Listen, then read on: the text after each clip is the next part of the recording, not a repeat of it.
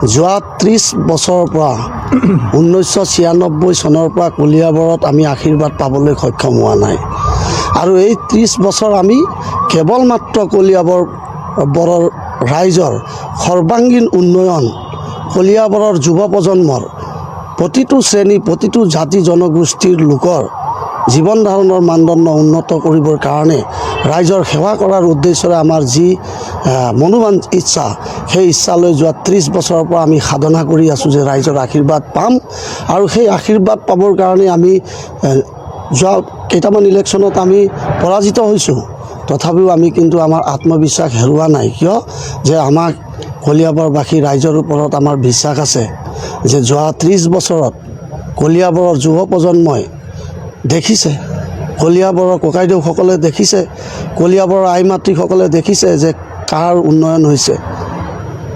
কলিয়াবৰৰ চাৰিটা চুকৰ কি উন্নয়ন হৈছে কলিয়াবৰৰ বিভিন্ন জাতি জনগোষ্ঠীৰ লোকসকলৰ যি জীৱন ধাৰণৰ মানদণ্ড কিমান উন্নত হৈছে এতিয়া বৰ্তমান সকলোৱে জানে আৰু আমি নিশ্চিতভাৱে ক'ব পাৰোঁ যে কলিয়াবৰ বিধানসভা সমষ্টিৰ ইমূৰৰ পৰা সিমূৰত বাস কৰা প্ৰত্যেকগৰাকী ব্যক্তিয়ে প্ৰত্যেকগৰাকী আই মাতৃসকলে আৰু প্ৰত্যেকগৰাকী যুৱ প্ৰজন্মৰ যুৱ যুৱতীসকলে এবাৰ নিশ্চিতভাৱে মন বনাই লৈছে যে এবাৰ পৰিৱৰ্তন নিশ্চিত কাৰণ যোৱা 20টা বছৰত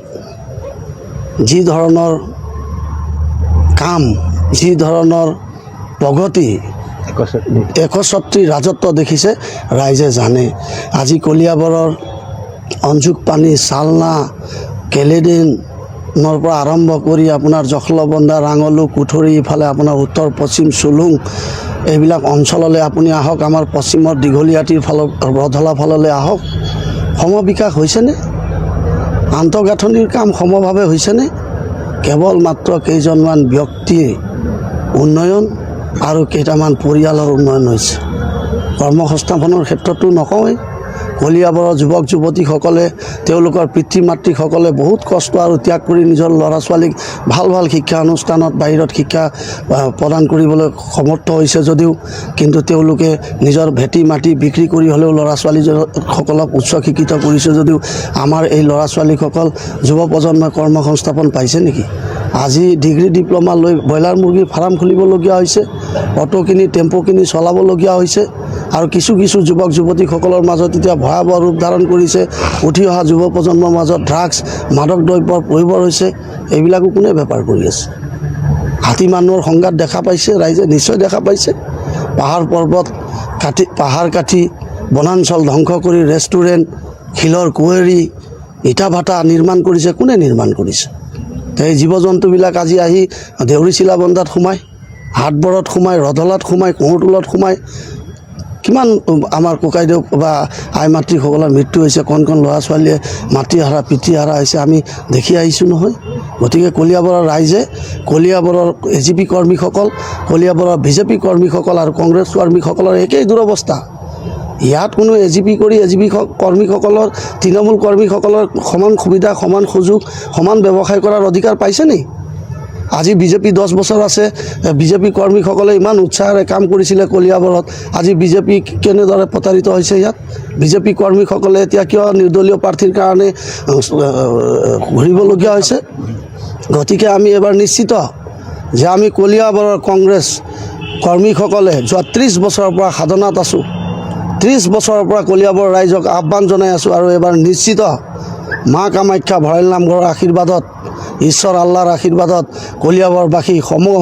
জনজাতি জনগোষ্ঠীৰ লোকসকলৰ আশীৰ্বাদত আমি কলিয়াবৰত বিপুল ভোটত জয়যুক্ত হ'ম আৰু কলিয়াবৰত কংগ্ৰেছে এবাৰ সমাদৰ লাভ কৰিব ৰাইজৰ আশীৰ্বাদ লাভ কৰিব আৰু মই আপোনালোকৰ জৰিয়তে কলিয়াবৰৰ মোৰ শ্ৰদ্ধাৰ ৰাইজক এটাই আহ্বান জনাম এটা সুযোগ দিব লাগে কম্পিটিশ্যন হ'ব লাগে কোনে কিমান কাম কৰিব পাৰে কামৰ কম্পিটিশ্যন হ'ব লাগে তেতিয়াহে কাম কৰিব জনপ্ৰতিনিধিগৰাকীক যদি একেজনকে দি থাকে তেওঁতো ভাবিব ময়ে জিকি থাকিম গতিকে কংগ্ৰেছক এবাৰ জিকালেহে গম পাব তেতিয়াহে কম্পিটিশ্যনটো হ'ব যে কংগ্ৰেছে ইমানখিনি কাম কৰিছে এজিপিয়ে ইমান কৰিছে বিজেপিয়ে ইমানখিনি কাম কৰিছে আমি নিশ্চিত আছোঁ কংগ্ৰেছেই নহয় এইবাৰ যিসকল লোকক যোৱা 30 বছৰে অসম গণ পৰিষদৰ নিষ্ঠাবান কৰ্মীসকল বিমুখ হ'ল যোৱা 10টা বজাত যিসকল শ্ৰদ্ধাৰ বিজেপিৰ কৰ্মীসকল বিমুখ হ'ল তেওঁলোককো মই আহ্বান জনাইছোঁ, কিবা এটা পাবলৈ হ'লে কিবা এটা হেৰুৱাব লাগিব। মান স্বাভিমান নিজৰ লগত ৰাখি হ'লেও এইবাৰ আমাৰ প্ৰাৰ্থীক জয়যুক্ত কৰিবলৈ আপোনালোকৰ বহুমূলীয়া ভোটটো দিব। কি প্ৰতিশ্ৰুতি দিব আচলতে? চব প্ৰতিশ্ৰুতি দিয়ে ভংগ কৰিবলৈ। মই ৰাইজক কি প্ৰতিশ্ৰুতি দিম? মই কলিয়াবৰৰ সন্তান, মোৰ দায়িত্ব আছে কলিয়াবৰৰ প্ৰতি। মই প্ৰতিশ্ৰুতি নিদিওঁ, মই কাম কৰিম। কলিয়াবৰত যোৱা 30 বছৰ মই নিজে যি দেখিছোঁ কেনেকৈ মানুহবিলাক অৱহেলিত হৈছে। মই দেখিছোঁ মোৰ বন্ধুসকলে কেনেকৈ টেম্পো চলাবলগীয়া হৈছে, BA পাছ MA পাছ কৰি ব্ৰইলাৰ মুৰ্গী ফাৰ্ম খুলিবলগীয়া হৈছে। মই দেখিছোঁ কেনেকৈ মদ খাই কেনেকৈ মাদক দ্ৰব্যৰ কবলত পৰিবলগীয়া হৈছে। কিয় মই প্ৰতিশ্ৰুতি দিম? যদি ভাৰতীয় জাতীয় কংগ্ৰেছে মোক উপযুক্ত ব্যক্তি বুলি মোক প্ৰাৰ্থিত্ব প্ৰদান কৰে, মই নিশ্চিতভাৱে মই ইয়াত কেৱল মাত্ৰ অসমৰ কলিয়াবৰত মই নৱৰূপত নিৰ্মাণ কৰিবৰ কাৰণে মই মোৰ জীৱনৰ সৰ্বোচ্চ উজাৰি মই কাম কৰিম। মই প্ৰতিশ্ৰুতি নিদিওঁ। মই কলিয়াবৰ কলেজ কমৰটুল হাইস্কুলৰ পৰা পঢ়ি ওলাইছোঁ।